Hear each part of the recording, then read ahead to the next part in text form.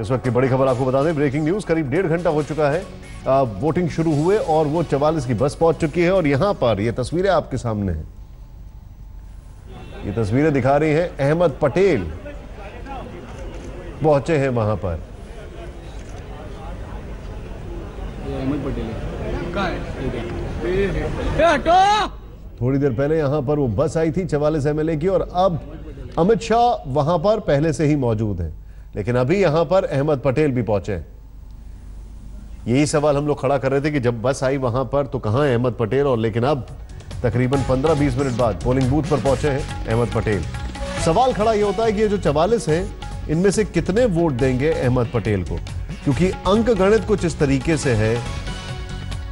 गुजरात विधानसभा में करीब 182 सीटें हैं, कांग्रेस के 6 विधायक 7 मान लें। अगर इन्होंने दिया है वोट बीजेपी को तो फिर आप ये मान लें कि कम से कम 45 का आंकड़ा छूटना जरूरी है, और ये 45 में अगर नोटा कहीं पर आ जाता है तो ये आंकड़ा कम हो जाता है। साहिल हमारे साथ है। साहिल, क्या क्या अपडेट्स हैं आपके पास?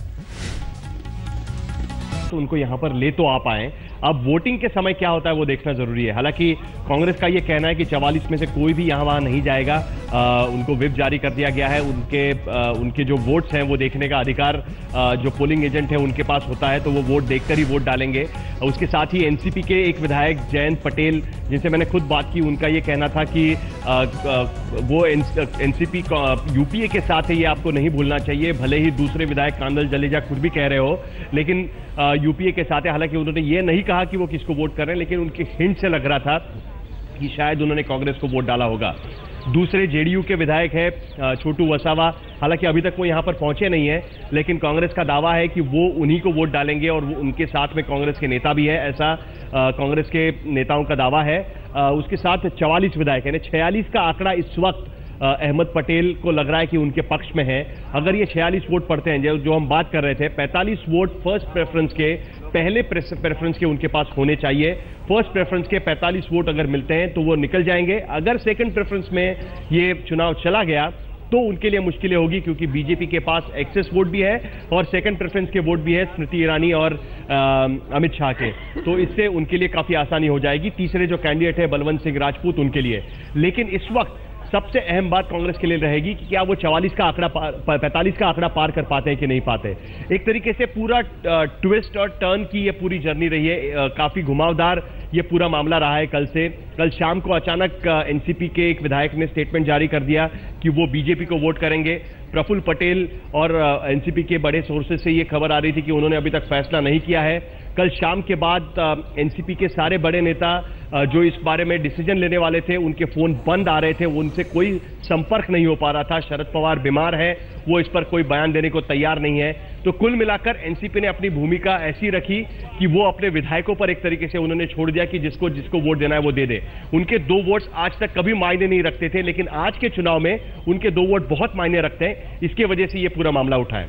तो जैसे मैंने कहा कि अब करीब सारे विधायक अपना वोट डालने के लिए यहां पर आ चुके हैं। बीजेपी के कुछ विधायक आना बाकी है, जिसके लिए बीजेपी के नेता जो चुनाव क्षेत्र के अंदर है, जहां पर हमारी सहयोगी गोपी मणियार मौजूद है, वो लगातार बात कर रहे हैं। कितने वोट अभी तक पड़े हैं उसका आंकड़ा मेरे पास नहीं है, लेकिन कांग्रेस के तो सारे वोट अब पड़ जाएंगे, क्योंकि 44 के 44 विधायक आ चुके हैं। शंकर सिंह वाघेला यहां पर आके बयान दे चुके हैं कि वो और उनके साथ जो 7 विधायक थे उन्होंने कांग्रेस के खिलाफ वोट डाला है, तो वो हम कह सकते हैं कि वो बीजेपी के पक्ष में गया है। बीजेपी के कौन से उम्मीदवार को ये वोट गया है ये बताना मुश्किल है, लेकिन हम ये कह सकते हैं कि बलवंत सिंह राजपूत, जो शंकर सिंह वाघेला के भी करीबी माने जाते हैं क्योंकि वो उनके रिश्तेदार भी है, उन्हीं के पास वो वोट गए होंगे। तो कुल मिलाकर आज की स्थिति में 45 का आंकड़ा कांग्रेस छूती है कि नहीं छूती वो देखना अहम रहेगा। अगर वो हो जाता है तो कांग्रेस की सीट निकल जाएगी। मीम अफजल जी, आप कुछ कहना चाह रहे हैं?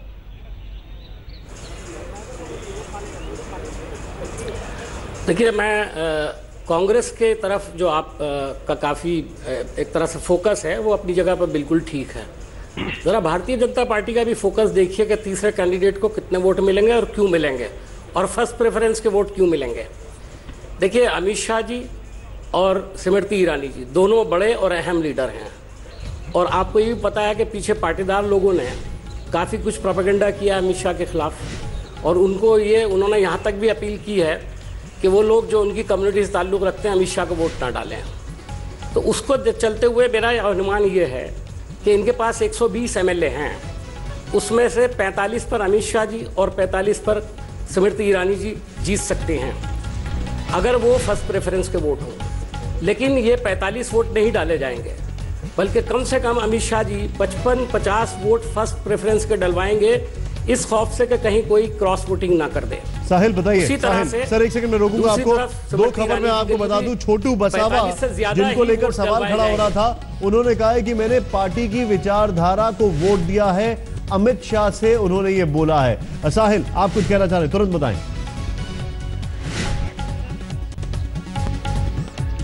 देखिए छोटू वसावा भी यही बात कह रहे हैं, लेकिन जो बात अभी वो कह रहे थे उसी को लेकर मैं कहना चाहता हूं। कल जो बीजेपी के दफ्तर में बैठक हुई थी उसमें हर कैंडिडेट को एक कोटा बताया गया था जो फर्स्ट प्रेफरेंस का कोटा माना जाएगा। आमतौर पर कोई भी राज्यसभा चुनाव में कट टू कट कोटा नहीं दिया जाता है, यानी 45 अगर वोट आपको चाहिए तो 45 के वो कांग्रेस भी नहीं करती ना बीजेपी करेगी, क्योंकि अगर कोई डिस्क्वालीफाई हो जाता है तो जो मुख्य कैंडिडेट है जिसको चुनकर लाना ही है उसका भविष्य खतरे में पड़ जाएगा, पूरा गणित बिगड़ जाएगा। तो ये कभी नहीं होता है कि 45 अगर है तो 45 वोट ही डाले जाएंगे। ये कांग्रेस की भी स्ट्रैटेजी रही है। कोई भी राज्यसभा चुनाव में जहां भी चुनाव होता है, अगर निर्विरोध चुनकर जाना है तो स्ट्रैटेजी की जरूरत नहीं पड़ती, लेकिन जहां भी चुनाव होता है वो विधान परिषद का हो या राज्यसभा का हो, वहां पर यही स्ट्रैटेजी होती है कि कट टू कट वोट ना पड़े, थोड़े एक्स्ट्रा वोट दिए जाते हैं उस कैंडिडेट को कि जिसको जीत कर लाना जरूरी है और जो आराम से जीत सकता है। जो थर्ड कैंडिडेट है आमतौर पर जो इस तरीके की स्ट्रैटेजी की जरूरत होती है या जिसकी सीट खतरे में है, उसको जो कोटा दिया जाता है वो इतना जरूरी नहीं होता है, लेकिन जो मुख्य कैंडिडेट है उसको सेफ कोटा दिया जाता है, वो हमेशा देखा जाता है। ये जो आप बता रहे हैं आलोक जी, मैं यहां पे समझना चाहूंगा, जिस तरीके से अंक गणित चल रहा है, छोटू बसावा ने विचारधारा का जिक्र किया है, एनसीपी का हमें लग रहा था 2 एमएलए जो हैं वो वोट करेंगे, लेकिन खबर आ रही है कि सिर्फ एक शायद वोट कर रहे हैं। ये अंक गणित में एक तरफ आपके ठीक बगल में उदय माहुरकर जी बैठे हैं जो बता रहे हैं कि शायद अंदर से टूट जाएंगे, जैसे शंकर सिंह वाघेला बोल रहे हैं, एक तरफ जो सामने चीजें चल रही हैं, आपका आकलन क्या? देखिए निश्चित रूप से एनसीपी में एक थोड़ा सा जिसको कहते हैं कि अभी भी गड़बड़ दिखाई देते हैं, और जेडीयू के भी विचारधारा का मतलब वो सेकुलरिज्म की बात कर रहे हैं या वो बीजेपी के साथ आ गए हैं, अभी उन्होंने अपना पत्ता नहीं खोला है। लेकिन जिस तरह का दावा किया जा रहा है, एक वोट भी उनको मिल जाता है एक्स्ट्रा, और 44 असली खतरा जो शंकर सिंह वाघेला कह रहे हैं कि 44 में से कितने लोग वोट देने में कहीं गड़बड़ा जाए, अंदर जाकर गड़बड़ा जाए, या पहले से सोची समझी रणनीति के तहत वो फार्म हाउस में वहाँ रिसोर्ट में भी रहे, अहमद पटेल को कहते रहे, लेकिन यहाँ आकर के अंतिम क्षणों में वो पहला बदल देते हैं, तो सारा खेल कांग्रेस के सभी 7 बागियों ने वोट डाला है। और ये जो तस्वीर आपके सामने, इसको जरा ध्यान से देखें। अशोक गहलोत खड़े, ये आए भाई साहब, एक ये देखें आप, ये, और कई लोग यहाँ पर एकदम चरण स्पर्श करते हैं उनको, ये देखें आप, ये तस्वीर में कई आपको ऐसे देखेंगे। उदय माहुरकर जी हमारे साथ बैठे हैं। उदय जी, तस्वीर को देखकर सिर्फ आकलन ये किया जा सकता है कि जो पैर छू रहा है वो तो पक्का वोट देने वाला है कांग्रेस को। सवाल ही बताएंगे तो बॉडी लैंग्वेज से कुछ बॉडी लैंग्वेज से, लेकिन कुल मिला के थोड़ी परिस्थिति सुधरी है अहमद पटेल की। हाँ, क्योंकि हम सोच रहे थे कि दोनों वोट एनसीपी के बीजेपी को जाएंगे, लेकिन उसमें से एक ही वोट गया है। और छोटू वसावा भी मेरा ख्याल है जो संकेत दे रहे हैं, आइडियोलॉजी की बात कर रहे हैं, वो आइडियोलॉजी सेक्युलरिज्म की बात कर रहे हैं, वो भी शायद अहमद पटेल को वोट उन्होंने। शहनवाज जी, अभी तक आप कितने कॉन्फिडेंट हैं, जानूंगा मैं आपसे एक छोटे से ब्रेक के बाद।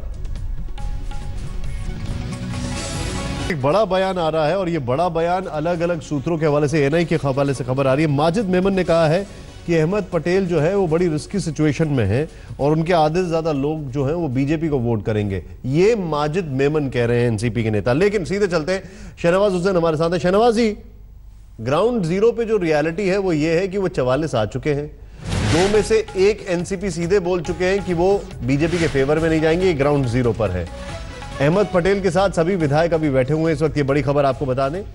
मैं आपसे जानना चाहूंगा, आप लोग अभी भी कॉन्फिडेंट हैं या थोड़ा मामला ऊपर नीचे लग रहा है?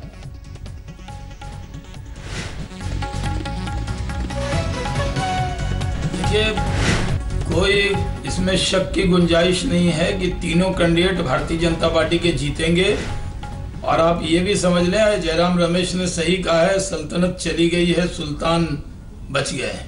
अभी तक ये लोग मानते हैं कि कांग्रेस का सब कुछ पूरी तरह, कांग्रेस का कॉन्फिडेंस लेवल जैसे देश में है उसी तरह का कॉन्फिडेंस लेवल गुजरात के अंदर है।